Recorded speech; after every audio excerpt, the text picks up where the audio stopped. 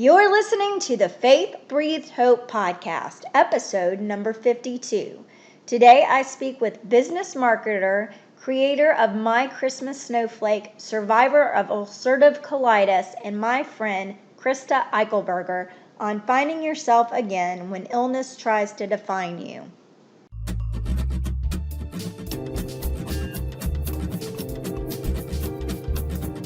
Welcome to the Faith Breathed Hope podcast, where we gain inspiration and motivation from others who share their touching stories of renewing hope and discovering purpose in any circumstance. I'm your host, Krysta Eichelberger, and today we will be encouraged by another tremendously inspirational topic that will embolden you to release fear, begin taking small steps forward, and move into your God-given purpose to live and serve in this life. Join me for today's story.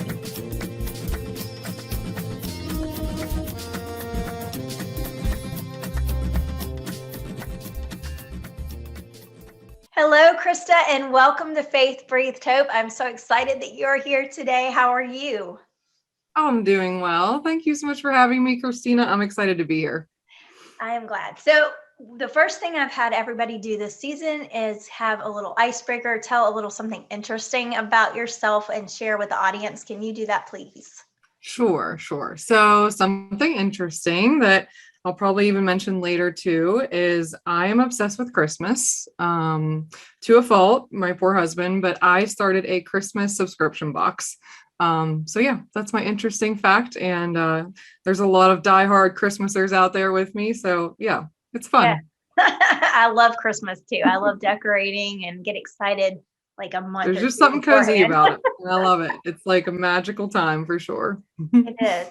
So today we are here to speak about finding yourself again when illness tries to define you. I want you to start by just telling the audience a little bit about your story, and then we'll talk more on that topic. Yeah, sure.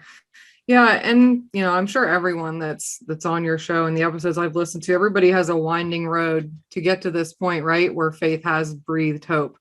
And for me, like you said, it's been what I've lost of myself through being sick. I was diagnosed very young at age 23 with ulcerative colitis. And at the time I knew people that had Crohn's, colitis, any type of bowel disease. And I knew people that had it. They took medications. They were okay, all good. So, I started medications. They worked for a few months. And then all of a sudden I stopped responding to all of them. And I kept going back to my doctor, and she would try a new medication and a new medication. We did this for 6 to 8 months until she finally said, "You're too sick for me to help. I need to refer you to a bigger specialist." And I know you're in Florida, so that's where I was at the time, actually. And I was referred down to Miami and saw a specialist there. And at that point, he had tried one more medication for me and said that, unfortunately, everyone had good intentions, but we were always a step behind your disease, and you got to me too late. He said, "Your colon is essentially failing and it's eating away the lining, and you're going to be septic very soon if we don't intervene with surgery." So I didn't really have a choice. And at the time, I didn't know what I was getting into. I knew that they had to take some of my intestine out, and I didn't really grasp it until afterward. They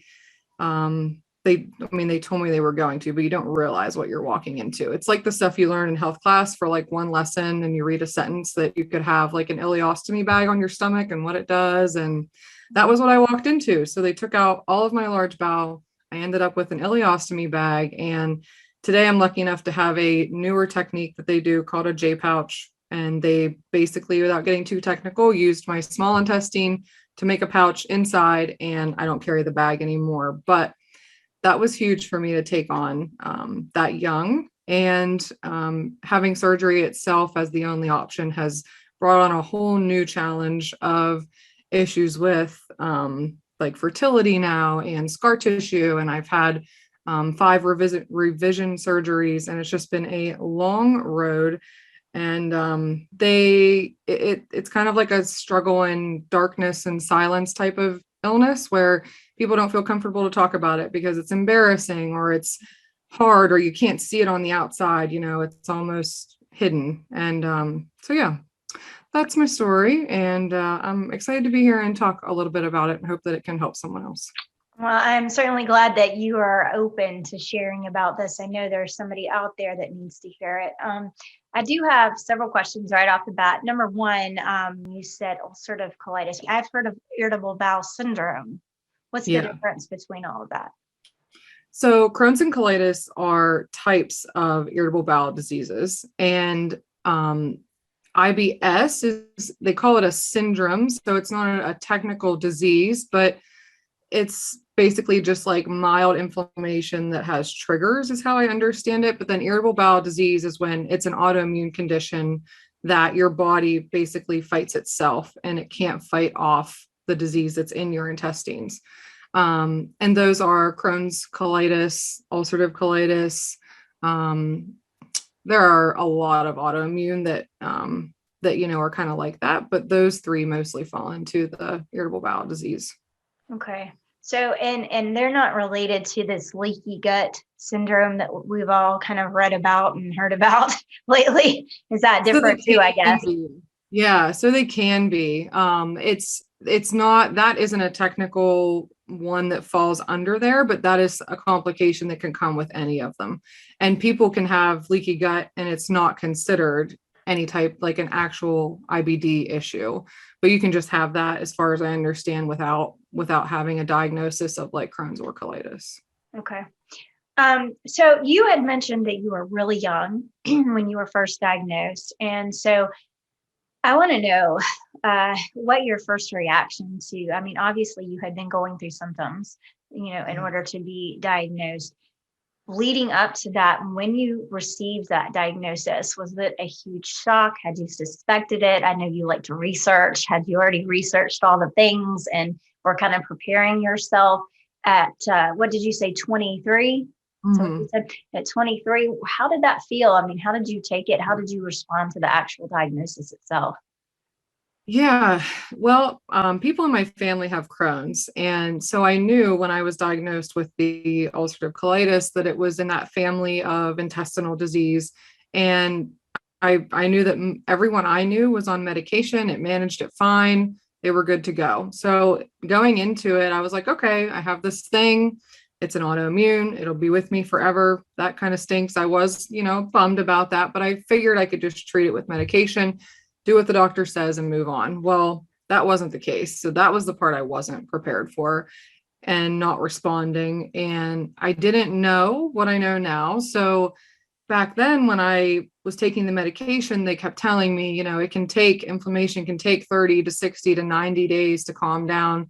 We have to keep trying these medications. It'll eventually work. It'll eventually work. Well, it never did for me. And then it ended up, I had to have the surgery. So that part was shocking. And then getting the bag itself really put me in a bad place at first, because it was just, I was 23 years old, everyone around me. I was in South Florida. I just took a job right out of college and moved down there.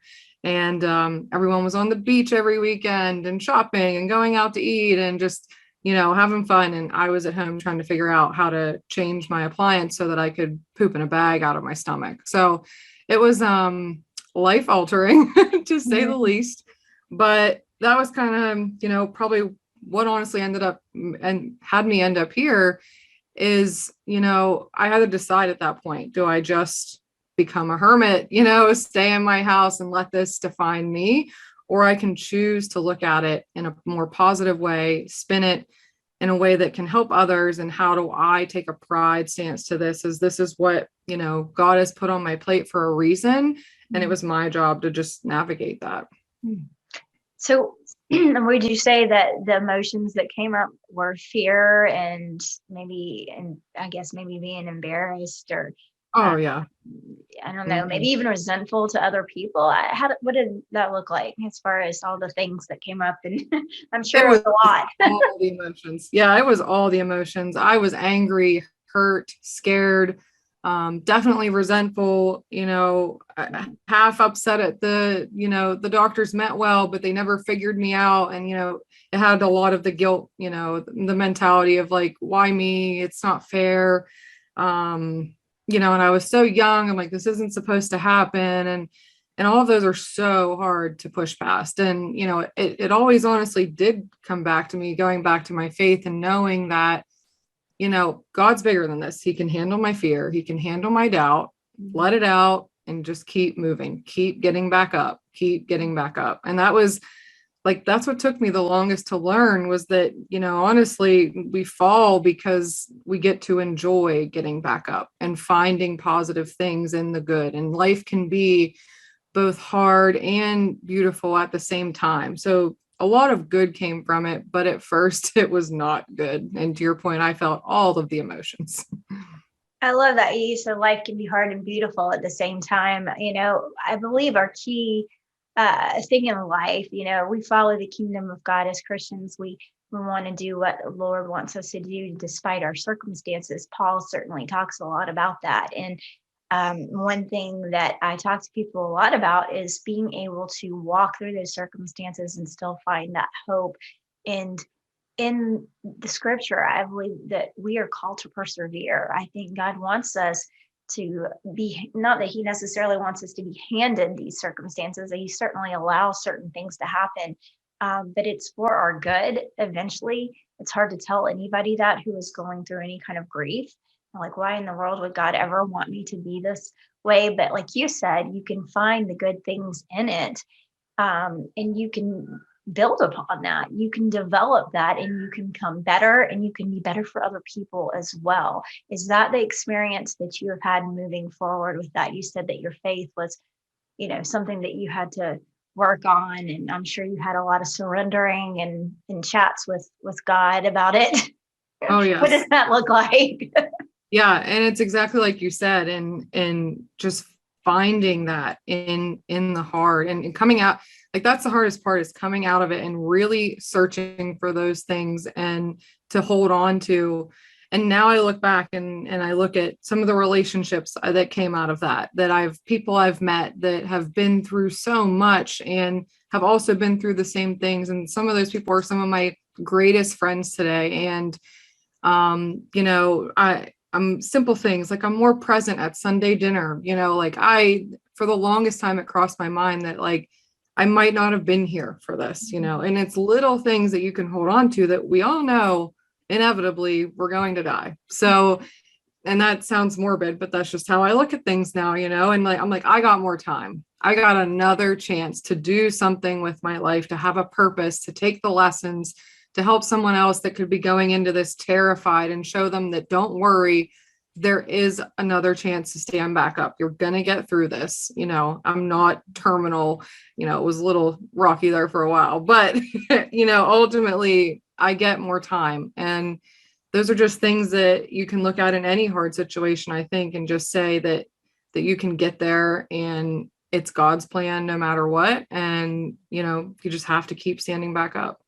Exactly. And we go through so many different kinds of grief, and whether it is an actual loss or that brush with a possible loss or living in something that we never planned for, all of us are going to go through something, and the Lord can use that.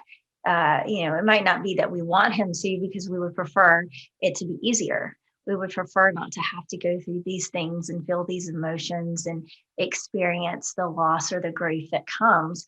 But he is very capable of making that beautiful. And I would even say allowing you to realize that it can be a gift. And I know that is a very touchy, probably sentence right there for a lot of people. It's like, well, why would you consider it a gift that, so-and-so passed away, or that I am living with this illness that is very stressful.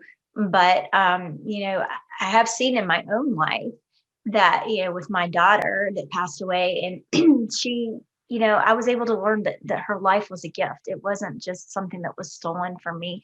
Also, I'll go out and say something. I hope that my dad doesn't get upset, but it's personal. And, he and my brother had some rift for a little while, and he was very, very ill. And, through that illness, through that hospitalization, and through that almost death experience, they have bonded and rekindled their relationship as father and son.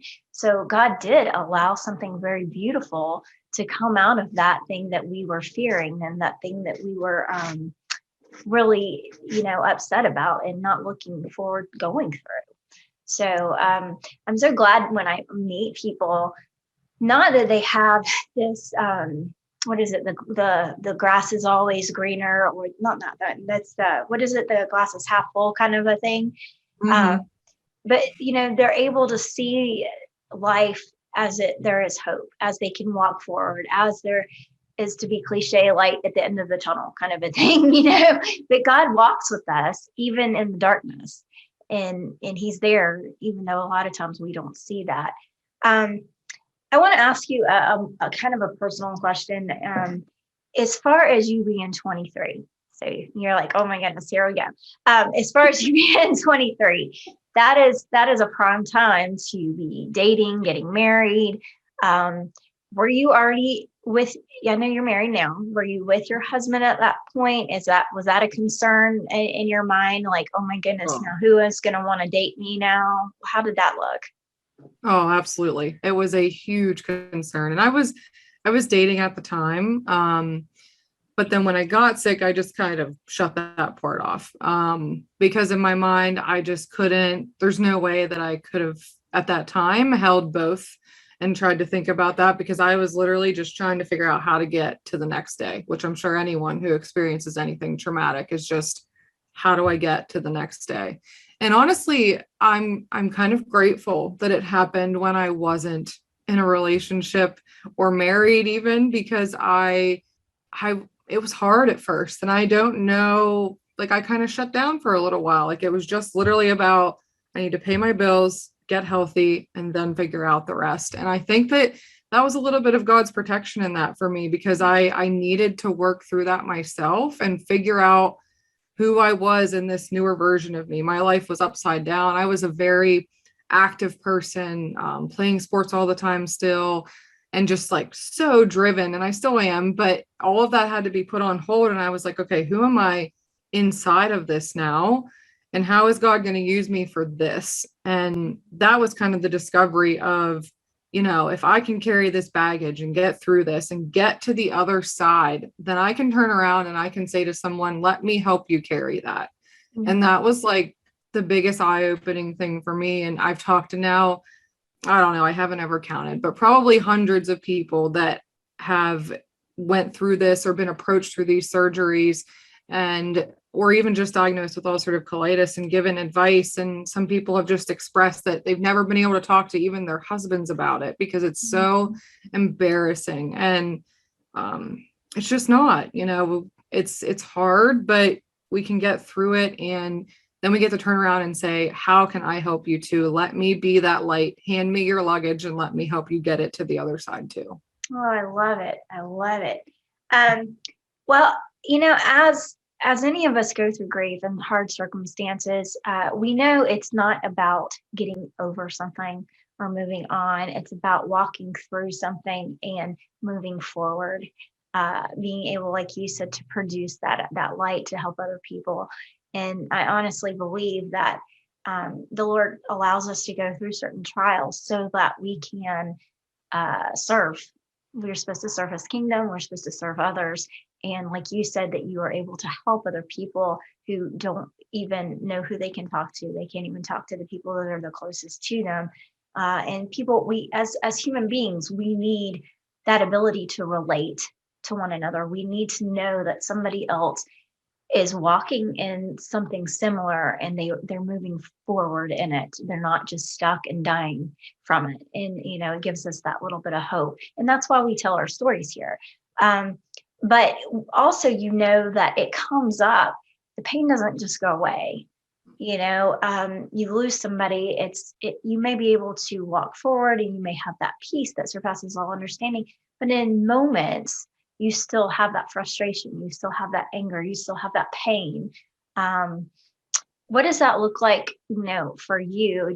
I'm assuming that you're going to live with this for the rest of your life. So there are days of frustration. You have certain days where you're not well. And what does that look like? Are you praying more? Or are you needing that time just to kind of sit still and then you go back? How does that look? Yeah. Yeah. I've been really lucky that the career and life I've chosen lets me work from home. So when things like that happen and slight medical background to it, I still have some of the inflammation in me. If I wanted to reverse the ileostomy bag I carried, I had to keep my rectum, and the colitis affects both your colon and your rectum. So I still deal with inflammation and issues with that we treat with some mild medications, and it kind of helps, but like before, I don't respond well to them. So that's issues when I'm flaring up is kind of the terminology I use, and people that have any type of IBD will know what I mean. And I just step back. I step back and I go inward, and I just try and remember that I've been worse. For me, it's always going back to that. You've made it so far. This is a bump in the road compared to that. And the surgeries too, they follow me every day. So the scar tissue I have and revisions I've had to have, and all of that gets very exhausting, as anyone with a illness or any type of chronic illness really that has you in doctor's offices all the time, and new tests and testing this and that. And I know we talked before too about, just that ongoing battle of trying to take care of yourself. And that's exhausting sometimes. And I don't have any children yet, but it's been a battle. And again, I go back to where I just think God's timing is perfect, because I've had to learn how to manage myself in this new form and these new issues. And, it's set me up to be ready now. And I just think that that's all in perfect timing. Mm-hmm. And I can imagine that it comes and goes, it ebbs and flows, and that you have to kind of compose yourself or recompose yourself every time it happens. And it can be tiring. I mean, you and I have talked, and for those of you who don't know, I have a heart defect, a congenital heart issue that I was born with. And so I can understand on the level of visiting doctors and a couple of surgeries, but this ongoing illness, I can assume that you deal with the majority of the time, can get very tiring. Not just physically tiring, but I'm assuming that it weighs on your mind and your soul. And like I had a conversation with somebody not too long ago, and she said, just, it feels soul tired. Do you get soul tired? And if so, do you just reach out to the Lord in prayer and just have him fill you again with his peace? How does that look? Yeah, no. And that is so real. And I love that. I'm going to start using that. Soul tired is a real thing. Like mentally, physically, all of that definitely. But yeah, your soul gets tired too, where sometimes you're just like, man, I'm tired of trying. Like today I'm tired of trying. And that's where, I lean hard on my faith and prayer, where I'm just like, God, I can't do it today. Like today I'm done. And, and I feel like that's okay. God can handle that. He can handle you and your doubts and your fears. And that's why we have the comfort of knowing he's always there. And when how I kind of step out of that is I go back to where God put this on my plate, whether I wanted it or not, it's there. So I can either, I go back to choose to let it fold me and let it make me quit. But he also put the desires on my heart of whatever that may be in family, life, business, any of it. Those desires were put there too. And I think that, my creator put them there for a reason. So I'll be darned if I'm going to let a bump do that or a valley do that, I will get through it and I will keep going. And, you lean on the people around you, you lean on your support system, and you just find a way to find that desire again. Because I think if we forget our desires, we may forget why we want to keep going, and we'll stay in that spot of what's the point? I'm done today. But when you remember, God put that desire of whatever you want to achieve there for a reason. So I'm going to keep moving and move towards that desire until I'm no longer here. I love it. I love it. And, we have such heavy burdens on us, and God did not intend for us to do it alone. He says, come to me and give me your burden. And instead of, we always, not we, you and me, but probably a lot of us, if not all of us, at some point in time in our life, we try to fix it. We are fixers. we want to be in that control, not because we like where we're at, but we want to have that accomplishment of moving forward through it, or we're maybe just not patient enough to wait and let God do it his way, which we know is much better than our way. And he, wants us just to say, here, this is my huge mess. It is so heavy. I can't do it. And he's okay with that. That's the beautiful thing. He says, give it to me, and he can handle it. And it's nothing for him. So Chris, what kind of encouragement can you give to the audience member out there, the person that may be either recently diagnosed, or maybe they've even gone through this for a long time and they're soul tired. They have all the emotions. What kind of encouragement would you give them? It sounds cliche in a way, but really finding that joy that you can keep choosing in your journey. And I don't mean like the big old, oh, I'm grateful for this or that, but I mean like, you're having a rough day. Can you find joy in pouring yourself a cup of coffee and sitting there and saying like, man, there are people that can't have a cup of coffee right now for some reason or another, but I can. And then can you get to the next piece of joy? Okay. You have that. Can you get to lunch? Can you get to when your husband gets home from work and you give him a hug? Can you get to bedtime and you get to say your prayers with your kids? I don't know what it looks like for everyone, but can you get to the next piece of joy until you're out of the valley and you're back on the mountaintop and you're feeling good, or you're just having good days? The bad days, can you choose joy in the journey? And I feel like for me, that's what I have to do some days. And it honestly, sometimes, it's hard to find joy when you're in pain, or man, you just feel like no matter what you do, you're still going to struggle, and you've done all the right things. You've done all the internal work. You've said all the prayers, and it's still hard. But then for me, it's literally finding what is one little blessing I can pull out right now. And it makes a difference. Absolutely. And, it can be really difficult. I think that all stems from gratitude and thanks. And, when you are struggling with something, it's really, really difficult to have gratitude in your heart, and like you said, though, it is a choice. You can choose to attach to that anger. You can choose to attach to that sorrow and the fear and any of the other things that come up, and you should sit with them for a little bit and, let them resonate and figure out what it really is doing to you. But then you shouldn't stay too long. You should walk forward and move through it and say, here, God, I felt this. I need you to take it now. It's time, but it is a choice. And then, one of the exercises that when, after our daughter passed away, I was certified as a grief coach. And one of the exercises that I have shared probably on the podcast, but also with clients, is that the coach at the time I was going through the certification, she said, look around your room and name one thing that you are grateful for. And I looked around the room, and we were, in the middle of fixing things up. So everything was a mess. And I was like, really? Are you kidding me? Not only have I gone through this loss, but now everything else is in turmoil, and I don't see anything. Well, I was in the kitchen and I saw my coffee pot. So it's interesting that you talked about coffee. I love coffee. And I said, I am thankful for my coffee. I'm thankful for the smell that I can, smell when I come downstairs, or, if I make it and it's not already made. And I am thankful for the taste.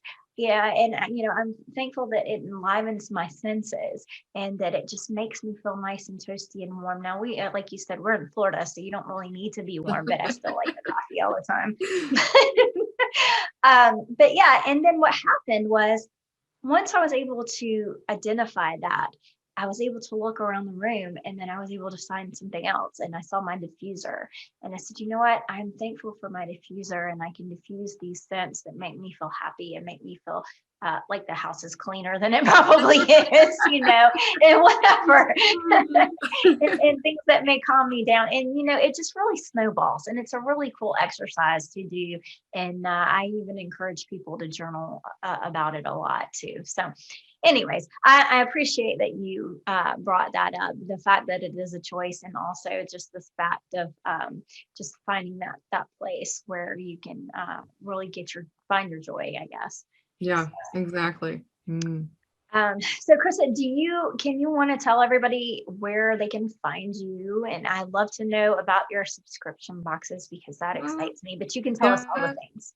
Yes, all the things. So the Christmas box is at www.mychristmassnowflake.com. And you can find all the details on the website there. And we're on all the social media sites as the same thing, My Christmas Snowflake.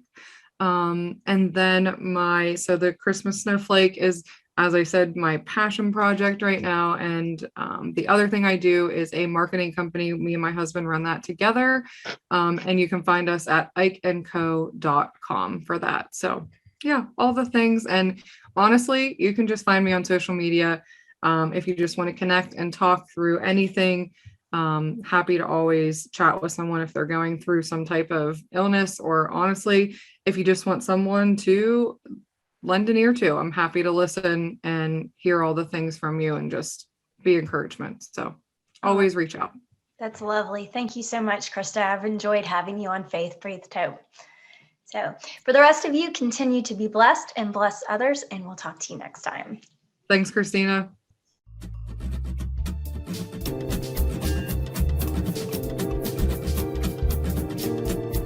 And I want to thank you for joining us on Faith Breathed Hope, where you gain inspiration and motivation to renew hope and discover purpose in any circumstance. Please like and share this podcast and give us a review on iTunes. Be blessed.